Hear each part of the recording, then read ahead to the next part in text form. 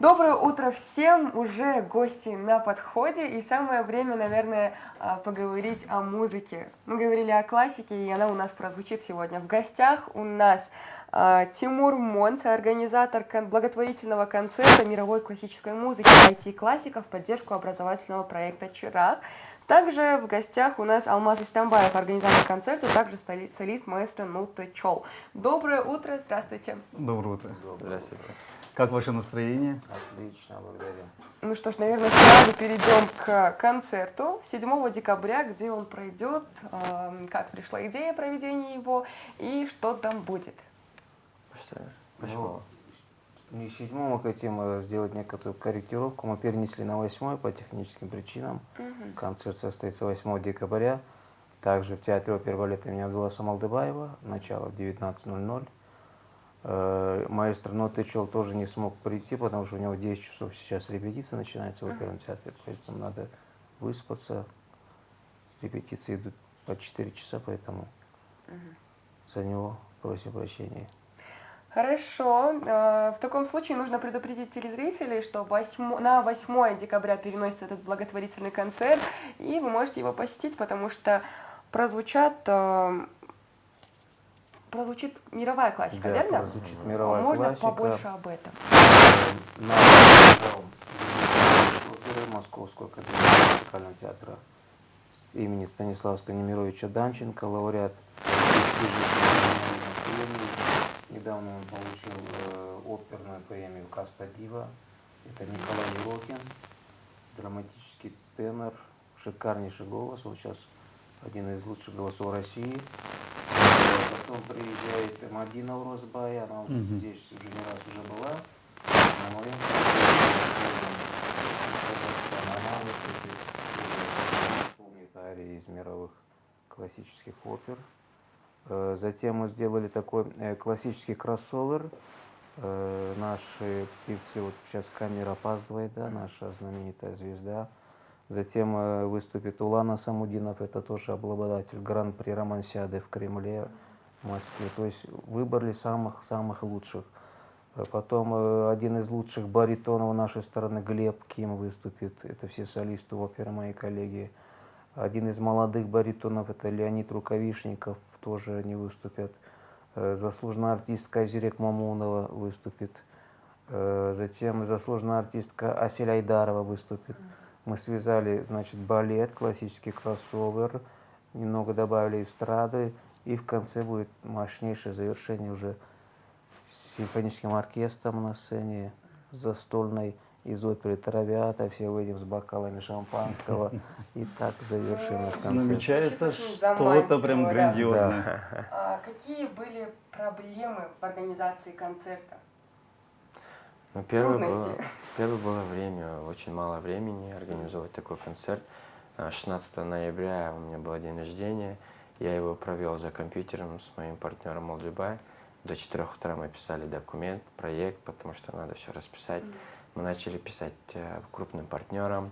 Естественно, было времени мало для их поддержки. Мы решили, ну давайте тогда народ поддержит народ, как и во время ковида. Мы видели, насколько народ любит друг друга. И мы начали обращаться к своим друзьям. Тут получается то, что айтишники соединились с мировой классикой с одной целью – это помочь девушкам приобрести цифровые навыки, профессии и уверенность в завтрашнем дне. Это и есть проект «Чирак». «Чирак» – это обозначает свет, женщина – это свет сообщества, свет семьи. И когда женщина она образованная, получается, что сообщество становится очень богатым.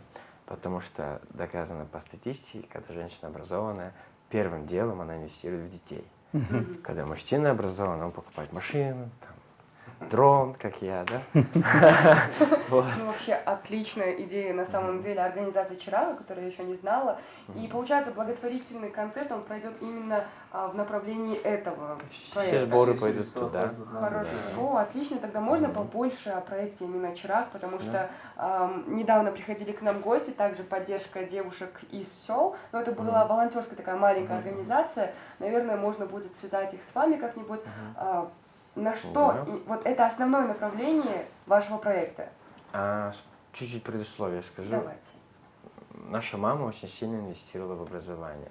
Она сюда приехала во Фрунзе с деревни, и мой папа тоже здесь получил образование. И они настолько сильно понимали силу образования, то, что они с детства нас внедряли это. Они нас возили на всякие кружки, дополнительные уроки, там, все лучшие школы, которые они нам могли дать, они все это постарались, и там 2-3 работы работали, чтобы мы никогда не отставали по образованию. Мы это с детства получили. Потом в 16 лет я уехал в Америку дальше учиться. Там я получил образование, начал работать в Уолл-стрит и так далее. Но моя мама тоже туда уехала. Она здесь была стоматологом, а когда поехала туда, ей пришлось все начать с нуля. Абсолютно с нуля. И long story short, как говорится, она в 55 лет стала врачом. 55 лет. Она училась там 8 лет, начинала с абсолютного низа, с барьером английского, она не знала английский. И когда я увидел эту женщину, я говорю, вау, да? А потом я оглянулся, и все женщины из Кыргызстана такие, да, они вот такие боевые, прям вот с детства пыших, никогда не останавливаются. Они там убираются дома, готовят кушать, еще и работают, потом всех уложат и ночью еще обучаются там английскому или программированию и так далее. И мы начали понимать то, что с технологией образование стало доступным. Раньше нам приходилось уезжать, а сейчас можно сидеть дома и обучаться. И мы вот начали думать, как мы можем помочь своим женщинам, потому что таких мам, как у меня, их много. То есть они постоянно жертвуют собой, у них не остается времени на учебу.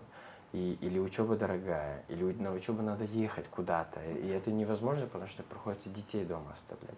И вот онлайн-обучение для женщин это просто идеально, потому что после нее идет трансформация в онлайн-работу. Понимаете? И эти направления, которые... Мы уже этим просто давно занимаемся. Во время пандемии мы начали бесплатно обучать через проект Келичек. Это вот бесплатное образование во всех регионах. Сначала мы 100 обучили, во втором потоке с помощью Айдана и Бахыта мы обучили 3000, с 15 стран зашли 3000 человек. И 70% учеников были женщины. И половина, да, и половина студентов заходила во время урока, а большинство заходило вечером, ночью, после того, как они все вот детей уложат, потом с 12 до 4 утра у нас Дискорд-канал взрывается. Мы их называем термиматерь, терминаторы матерь, и они успевают за ребенком смотреть, и учиться, и везде они преуспевают. А мы тут сидим, ничего особо не делаем, и сидим, жалуемся, что у нас тайм-менеджмент, там времени нет, да? И у них начались разные фидбэки, то что вот, спасибо, что вы нам помогаете, вы нам открываете креативную, экономический потенциал. И вот мы просто вот с ним встретились тоже в регионах, когда мы в Нарыне или я не помню где. И вот так вот разговоры пошли, давай IT, потом классика, давай так. Потому что это вот классика – это классика, она испокон веков здесь, да? Вот сколько она пользы нам приносит. То есть некоторым детям с детства дают классику музыку. Я своей собаке давал классическую музыку слушать с детства, и ее назвал в честь Андрея Бочелли, и она самая умная собака, да? Это все связывается. Кстати, да, все мы знаем, что классическая музыка, ну, она так развивает и умственно, и духовно, и, ну, конечно, быть на таком концерте и получить это удовлетворение, это, наверное, шикарно. И меня очень тронули ваши слова насчет женщин, то, что у нас, у кыргызских женщин, есть такой стержень все-таки. Вот насчет того, что они занимаются вечером всем этим, вообще прекрасная идея именно инвестировать в женщин. Большая вам за это благодарность. Тимур, я не могу не задать вам вопрос. Вы упомянули Манхэттен. И, как всем известно, вы являлись лучшим продажником недвижимости на Уолл-стрит. У вас головокружительная карьера была. Интересно, что вас побудило оставить все и вернуться в Кыргызстан? Мне все этот вопрос задают. Мне два вопроса постоянно задают. Первый. Либо зачем ты приехал, либо когда ты уедешь в Нью-Йорк, потому что что ты здесь делаешь. Второй вопрос, когда женишься в Кыргызстане. Даже Валентина Шевченко спрашивает. Насчет этого вопроса, во время обучения Келичек, бесплатное образование, помните, мы сейчас познакомились? Да, мы, короче, начали обучать все регионы на кыргызском, именно на кыргызском программировании, и бесплатно. И когда мы обучали, настолько было все прекрасно, и я во время пандемии просто сидел дома в Манхэттене, выхожу на улицу, никого нет в Нью-Йорке. Прям просто все взяли и переехали куда-то. В Нью-Йорке остался я и моя собачка. Я в один день на велосипеде катаюсь, и в один момент я начинаю кашлять. А у меня аллергия на полlen, с деревьев выходит весной. И это было в мае. У меня горло закрывается. я начинаю вспоминать свою жизнь, там, детство, Бишкек, там, Джалабад, Иссык-Куль. И в один момент оно прям конкретно закрылось, я не могу дышать. И первое, что мне в голову пришло, взять телефон и написать своему партнеру пароль Зума, чтобы ученики, если я умру, чтобы они могли зайти на урок завтра. Надо же, Не- какая не повышенная родители, ответственность у да, вас. простите, мама, там, не собачка моя, вот я сразу телефон достаю, трясусь и пишу пароль другу, говорю, я сейчас, по-моему, играю, вот тебе пароль. И вот тогда я понял, что я должен этим заниматься, я не знаю, почему я об этом думал при смерти. И как только, там же границы же закрыты были, как только они открылись, я просто всю свою квартиру собрал, к маме отвез все мои вещи, отправил некоторые, квартиру сдал и просто сюда переехал. И потом начал объезжать все регионы. Все регионы объездили, кроме Таласа, я жду приглашения. Просто у нас очень много молодых людей, и у нас очень много женщин в стране. И представьте то, что они сейчас не участвуют в креативной экономике. Что будет, если они будут даже какой-то 10% этих школьников или 10% этих женщин будут участвовать, то мы будем расцветать, потому что у нас нет больше другого выхода. Мы, например, когда с универа выходит, 90% людей работают не по специальности. Тогда зачем идти в университет? Зачем покупать этот диплом? Потом ты идешь и не работаешь по этой специальности. И все они кругом-шмугом приходят в IT. Тогда давайте сразу начинать. Да, вот у нас с 1 по 4 класса информатику в школе подают лишь 1 час. И то в деревнях на один компьютер приходится там по 30-40 человек. Это нереально так учиться просто. Я вам даже скажу, что с 1 по 4 класс информатики нет. Да, это Очень просто базовая, да. Да, это, К сожалению, у нас, да. С 6-го, с 5 класса, по-моему, начинается информатика. Но в 8 кончается. 8, 9, Да, 10, 2-3 11 года. класс, когда люди поступают в вузы и так далее, у них нет доступа к компьютеру. Ну, Хорошо. Все мы знаем, что вы, Алмаз, получили гран-при на первом международном конкурсе «Голос Евразии». И, если можно, не могу вас не попросить исполнить что-нибудь. Синяя вечность. Ну, нет. Сейчас с утра не пойдет. Я лучше исполню романс «Я вас любил», посвящу вам от нас, мужчин. Спасибо. Я вас любил,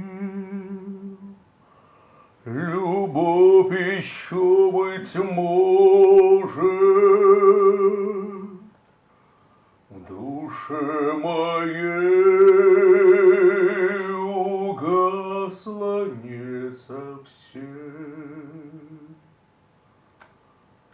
Но пусть она вас больше не тревожит, я не могу печалить вас ничем. Я вас любил безмолвно, безнадежно, то робостью, то нежностью томим.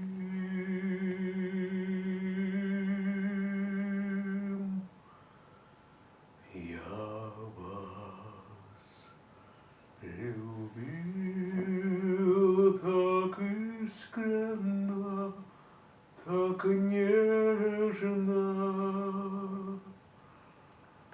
когда и вам Бог любимой быть другим.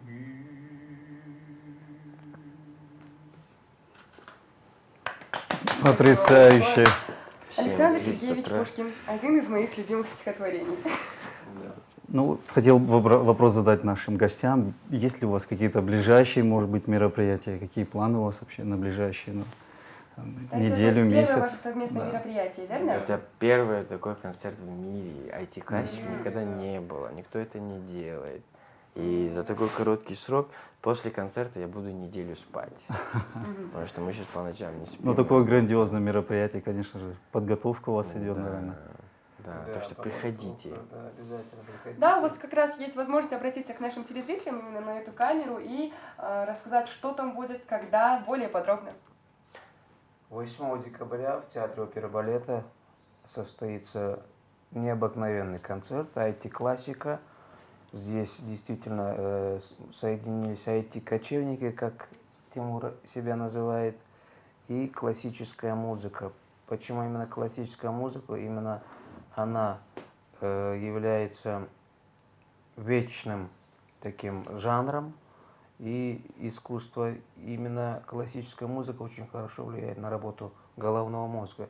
Поэтому на концерт придут очень много детей, инвалидов, там, ДЦП, ЛОВС, да, из малоимущих семей, девушки, мамы, женщины, молодые мамы.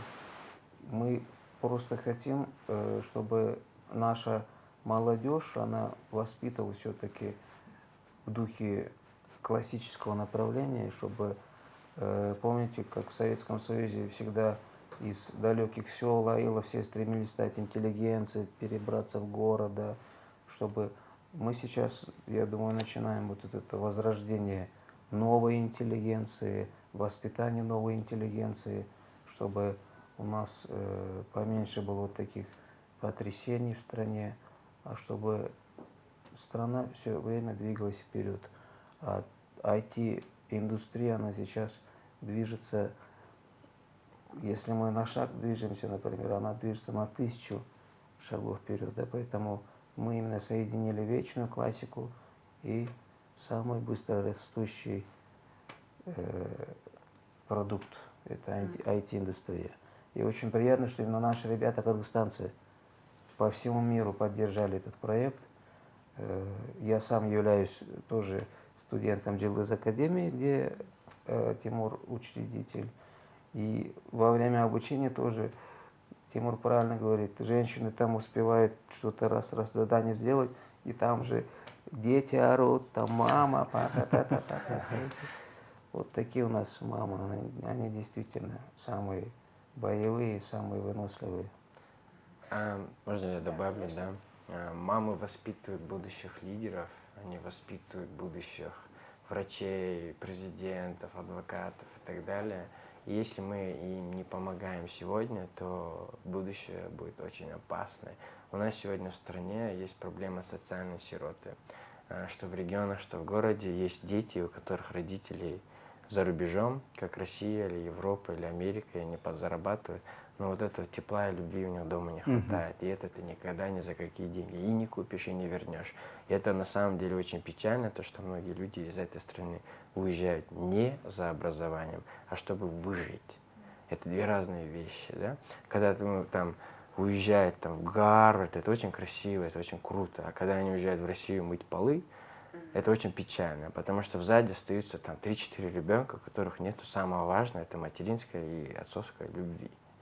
И если вы придете на концерт, у нас люди поддерживают вот, с Америки, с Германии, они выкупают билеты вот, массами, сами не идут, они хотят, чтобы вместо них пошли вот сироты, у которых нету родителей, да, у которых никогда не будет такой возможности пойти на такой концерт. Да, возможно, это не изменит жизнь прям к лучшему завтра, но внимание ребенку, она очень важная на сегодняшний день, хоть чуточку. Вот мы сейчас сидим в Учхуне, я когда был маленький, меня сюда отец приводил. И он организовал первую президентскую елку. Но там были одни сироты. Потому что как президент ты берешь ответственность всей страны на себя, и все дети, сироты, становятся по факту твоими детьми. Но сейчас президентская елка, она не совсем такая, как была оригинальная. Я никого не хаю, я просто говорю. И вот сейчас у нас в Германии Азамат Тохтахонов собрал всех своих айтишников, коллег, они выкупили там 40 плюс билет, и мы сейчас хотим привезти Чуйский интернатский дом в Тахмаке. Там есть 100 детей без родителей. И мы сейчас хотим их привезти на этот концерт. В Беловодске еще есть интернатский дом. Туда тоже ищем спонсоров. Люди говорят там, ой, я занят, я не приду. Да, боже мой, не приходи. Суть не в тебе, да, подумай о других. Потому что сообщество, которое заботится о друг друге, и сообщество, которое богатеет, она вместе богатеет. То есть ты не можешь думать только вот у меня все хорошо и до свидания, да? А потом приезжаешь в Кыргызстан, и тебе печально, потому что здесь совсем жизнь печальная. И мы не можем думать о развитии, об этом, о том, когда мы не думаем о детях и о женщинах. Это вот два как бы основы сообщества. Ушел. Гильгиле, короче. Огромная вам благодарность за то, что несете такую идею, несете такой посыл, скажем так, луч света в нашей стране. И всех приглашаем на этот концерт, тех, кто неравнодушен. Также есть, до сих пор идет поиск спонсоров, верно?